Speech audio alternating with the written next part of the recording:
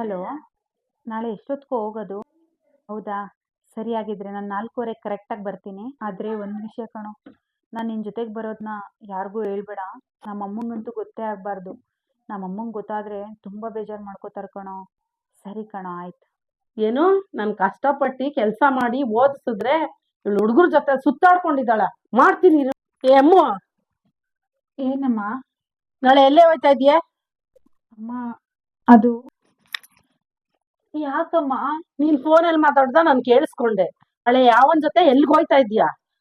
ಅಮ್ಮ, ನೀನು ನನ್ನ ತಪ್ಪು ತಿಳ್ಕೊಂಡಿದ್ಯಾ ಅಮ್ಮ? ಇಲ್ಲ ಅಮ್ಮ, ನೀನೊಬ್ಳೆ ಕಷ್ಟಪಡೋದನ್ನ ನನ್ನ ಕೈಲಿ ನೋಡಕ್ ಆಗ್ತಾ ಇಲ್ಲ. ಅದಕ್ಕೆ ನನ್ನ ಫ್ರೆಂಡ್ಗೆ ಕೆಲಸ ಬೇಕು, ಪಾರ್ಟ್ ಟೈಮ್ ಜಾಬ್ ಅಂತ ಹೇಳಿದ್ದೆ. ಅದಕ್ಕೆ ಅವನು ಅಲ್ಲಿ ಯಾವುದೋ ಒಂದ್ ಕಡೆ ಲ್ಯಾಬಲ್ಲಿ ಇದೆ, ಬಾ ನಾಳೆ ಹೋಗಿ ನೋಡ್ಕೊ ಬರೋಣ ಅಂದ ಅಮ್ಮ. ಅದ್ ನೋಡಕ್ ಹೋಗ್ತಿದ್ದೀನಮ್ಮ. ನಾನು ನಿನಗೆ ಮೋಸ ಮಾಡುವಂತ ಕೆಲಸ ಯಾವುದು ಮಾಡಿಲ್ಲ ಅಮ್ಮ.